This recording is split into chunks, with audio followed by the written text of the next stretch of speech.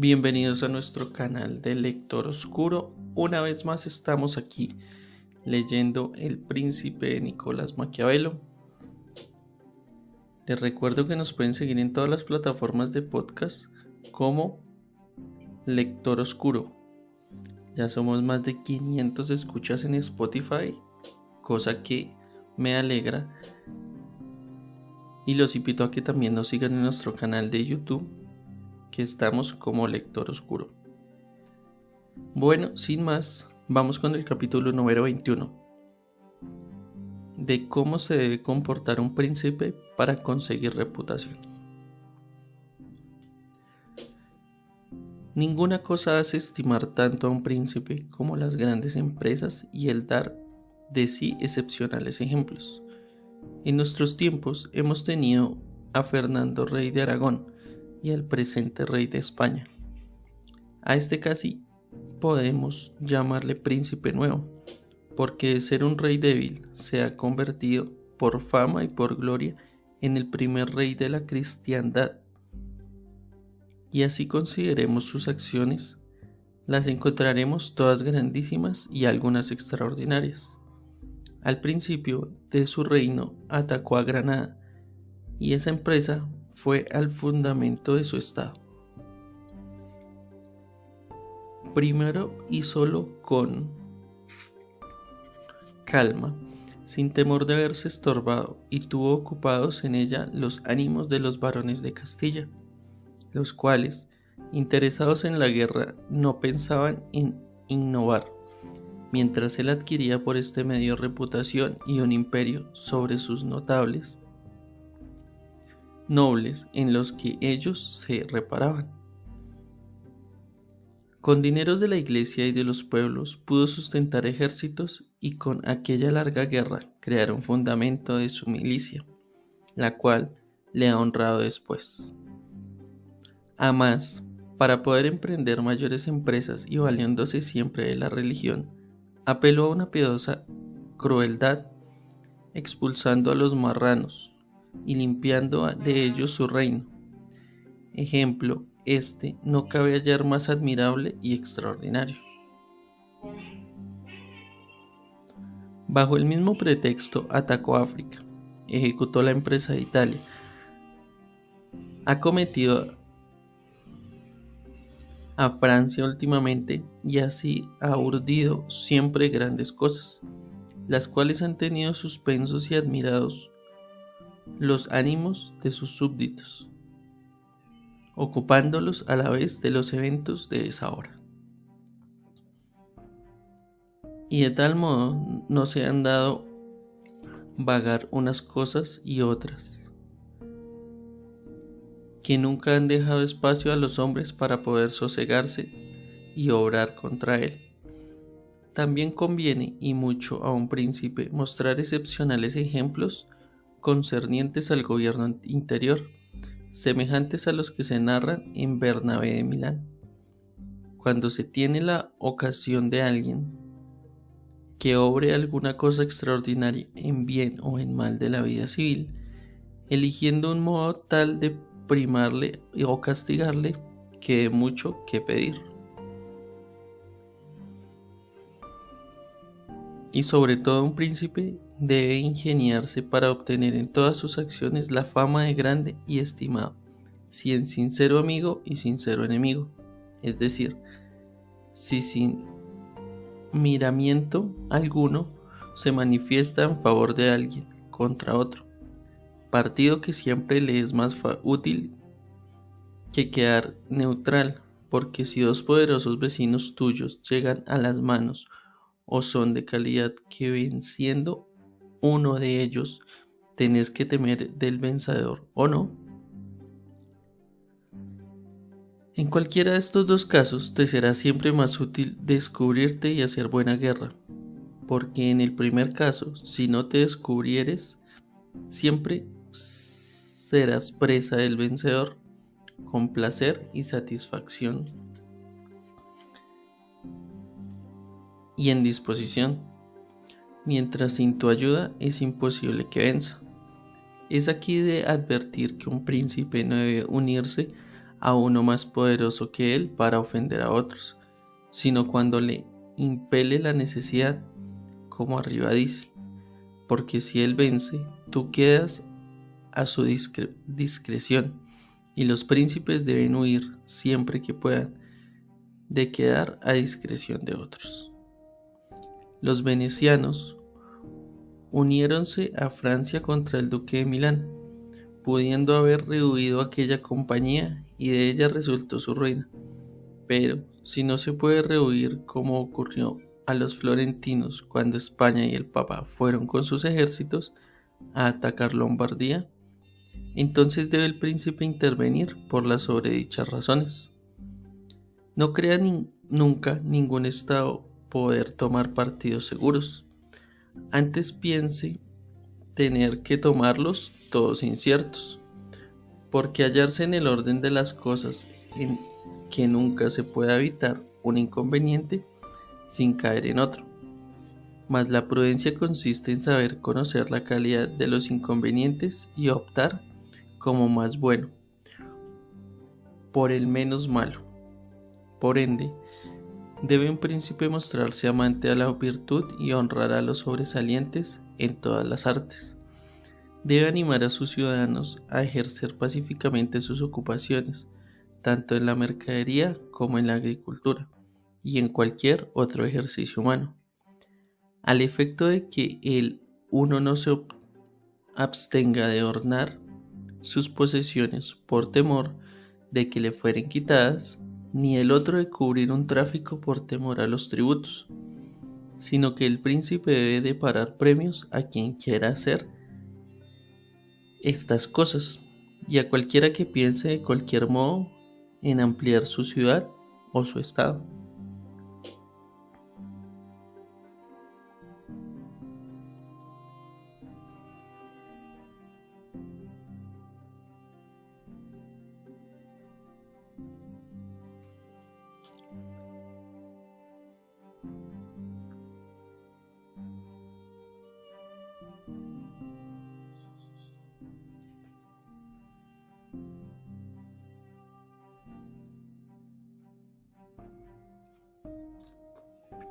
Además de esto, en épocas convenientes del año, ha de ocupar a sus pueblos con fiestas y espectáculos, y como toda ciudad está dividida en gremios y en tribus, debe tener en cuenta esas agrupaciones, reuniéndose con ellas algunas veces y dando ejemplo personal de humanidad y magnificencia, si bien manteniendo siempre firme la majestad de la dignidad que ostenta, la cual nunca conviene que le falte en cosa alguna. Bueno, así terminamos el capítulo número 21. Iniciamos con el capítulo número 22. De los secretarios de los príncipes. No es de poca importancia para un príncipe la elección de ministros, los cuales son buenos y no según la prudencia del príncipe. Como primero se conjetura acerca de un señor y de su cerebro, es viendo los hombres que tienen en torno, y cuando son atendidos y fieles, siempre se puede reputarle prudente, puesto que ha sabido conocerlos inteligentes y mantenerlos leales. Pero cuando son de otro modo, siempre se puede formar de él un juicio no bueno, puesto que el primer error que comételo en esa elección. Nadie que sabía que Antonio de Benafro era ministro de Pandolfo Petrucci, príncipe de Siena, dejaba de juzgar a Pandolfo, hombre prudentísimo, ya que tenía aquel por ministro suyo. 3 géneros de cerebros hay. El uno entiende por sí, el otro entiende cuando por otros le es mostrado, y el tercero no entiende por sí mismo, ni por demostración de otros. El primero es excelentísimo, el segundo excelente, y el tercero inútil. Preciso era, pues, que si Pandolfo no pertenecía al primer grado, perteneciese al segundo, porque siempre que uno se conoce lo bueno y lo malo de lo que otro hace y dice, a uno cuando de por sí lo tenga invención, advierte las obras buenas y las malas del ministro, y unas se exalta y otras corrige. Las otras, con lo que el ministro, no pudiendo esperar engañarlo, manteniéndose bueno. ¿Cómo un príncipe puede conocer a un ministro? Es cosa que no falla nunca. Cuando veas el ministro pensar más en sí que en ti, y en todos sus actos buscar su utilidad, este hombre de tal carácter no puede ser buen ministro, ni nunca te podrás fiar de él, porque aquel que tiene su estado en su mano no debe nunca pensar en sí, sino en el príncipe, y no recordarle nunca cosa que a él no le parezca. Por otra parte, el príncipe, para conservarle bueno, debe pensar que el ministro honorable, enriqueciéndole, haciendo que le quede obligado, dándole participación en honores y cargos, al efecto de que los bastantes honores y riquezas concedidos motiven que él no desee otros honores ni riquezas, a la par que la abundancia de cargos le hagan temer las mutaciones, comprendiendo que no podrían sostenerse sin el príncipe. De este modo, cuando el príncipe y el ministro son de tal guisa, pueden confiar el uno del otro. En caso distinto, el final será nocivo para uno de los dos. Capítulo número 23. De cómo ha de huirse de los aduladores. No quiero olvidar un extremo importante y un error del que los príncipes con dificultad se defienden, salvo si son muy prudentes y tienen buena elección. Y esto es lo que atañe a los aduladores, de los cuales están las cortes llenas, porque los hombres se complacen tanto en las cosas propias y de tal modo sobre ellas se les engaña, que con dificultad se defienden de esa peste, y a querer defenderse corren peligro de terminar menospreciados. Porque no hay otro modo de guardarse de las adulaciones sino que los hombres entiendan que no se te ofenden diciéndote la verdad, mas cuando todos pueden decirte la verdad, fáltate el respeto. Así un príncipe prudente debe emplear un tercer modo, que es elegir a su estado hombres entendidos, y solo a estos darles albedrío para decirle la verdad, y únicamente de las cosas que les pregunta y no de otras. Mas él debe preguntarle sobre todas, y en oyendo sus opiniones, deliberar por sí a su manera, aunque sin olvidar esos consejos. Debe otro sí portarse por cada uno de estos hombres, de forma que comprendan que tanto más grato será el príncipe cuando más libremente le hablen. Fuera de aquellos hombres no debe oír a nadie, ir derecho a las cosas decididas y ser obstinado en sus resoluciones. Quien de otro modo procede o se precipita a los aduladores, o a menudo cambia de juicio por la diversidad de pareceres, de lo que sobreviene poca estimación para él. Quiero a este propósito aducir un ejemplo moderno. El padre Lucas, hombre del actual emperador Maximiliano, decía hablando de su majestad que no se aconsejaba con nadie y no hacía, sin embargo, cosa alguna de su modo, lo que nacía de obrar de forma contraria a su supradicha. ¿Por qué el emperador es hombre reservado? No comunica sus designios a nadie ni toma parecer, pero cuando al ponerlos en obra comienzan a descubrirse y ser conocidos, principian a ser contradichos por otros que le rodean. Y él, que es blando de carácter abandona sus propósitos. De aquí se origina que las cosas que hace un día las destruye al otro, y que nunca se entienda lo que quiere a medida o medita hacer, como también que nunca en sus resoluciones se puede confiar. Un príncipe, pues, debe aconsejarse siempre, pero cuando él quiere y no cuando quieran los demás, debiendo quitar a todos el ánimo a darles consejos, si no los pide. Mas, por otra parte, debe pedirlos con prodigilidad, ser pacienzudo, oyente de las verdades preguntadas, e incluso, si entiende que alguno por miramiento no se las dice, a enojarse con él. Y como algunos juzgan que cuando un príncipe acredita opinión de prudente es tenido por tal, no a causa de su naturaleza, sino a los buenos consejos de quienes le rodean. Digo que sin duda se engañan los que piensan así, porque es regla general y que no falla nunca, que cuando un príncipe no es prudente por sí, no puede ser bien aconsejado, a no ser que por su suerte se confiase a uno solo que lo gobernara en todo, y fuera hombre prudentísimo.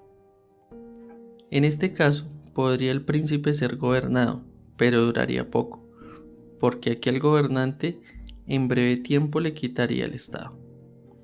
Por otro lado, aconsejándose con más de uno, un príncipe que sea prudente no tendrá nunca consejos acordes, ni sabrá por sí solo acordarlos.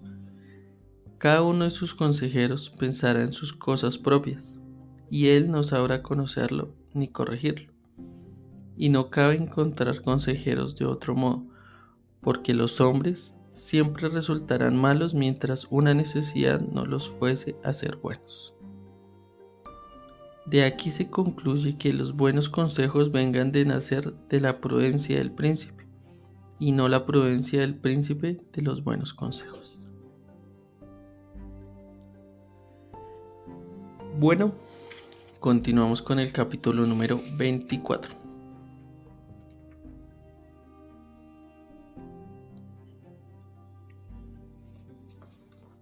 ¿Por qué los príncipes de Italia perdieron sus estados? Las antedichas cosas, de ser prudentemente observadas, motivan que un príncipe nuevo pueda parecer antiguo, y le hacen lo improviso más seguro y firme a su estado que si él se hallara desde mucho, porque un príncipe nuevo es harto más observado de sus obras que un hereditario, y cuando se ve que son virtuosas, le granjean muchos más hombres, y los obligan mucho más a que el linaje antiguo, ya que a los hombres impresionales asas más las cosas presentes que las pasadas. Y así, cuando encuentran bien las presentes, se complacen en ellas y no buscan otras, y aún defienden en todo el príncipe. Si este es lo demás, no faltare a lo debido a sí mismo.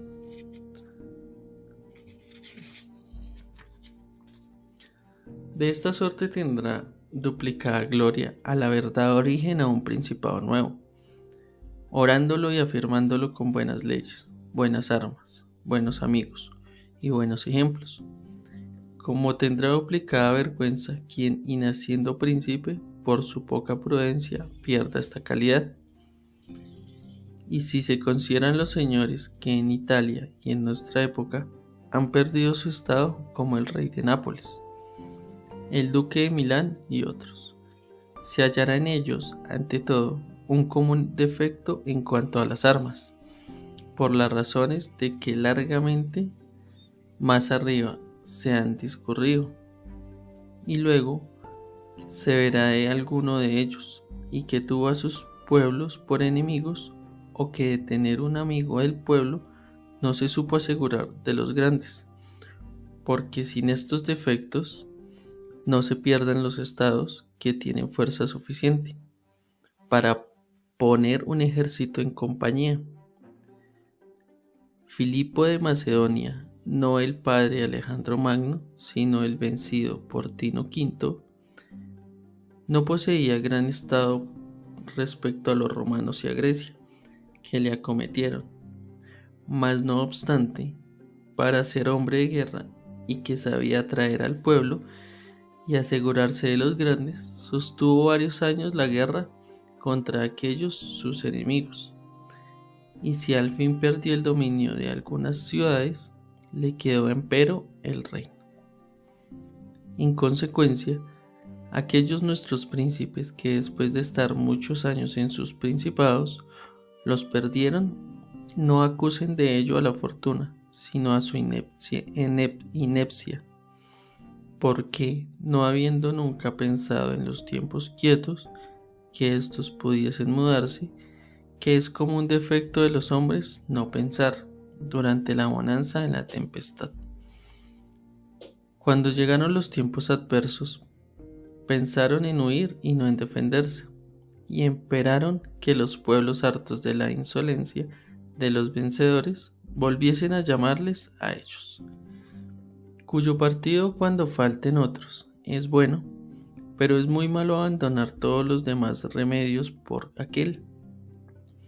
En atención a que nadie querría nunca caer en la creencia de que otro le recogerá, lo cual no ocurre, y si ocurre no es con seguridad, por ser tan defensa procedimiento vil, y no depender de uno, y no solo son defensas buenas, ciertas y duraderas, las que dependen de ti propio y de tu virtud.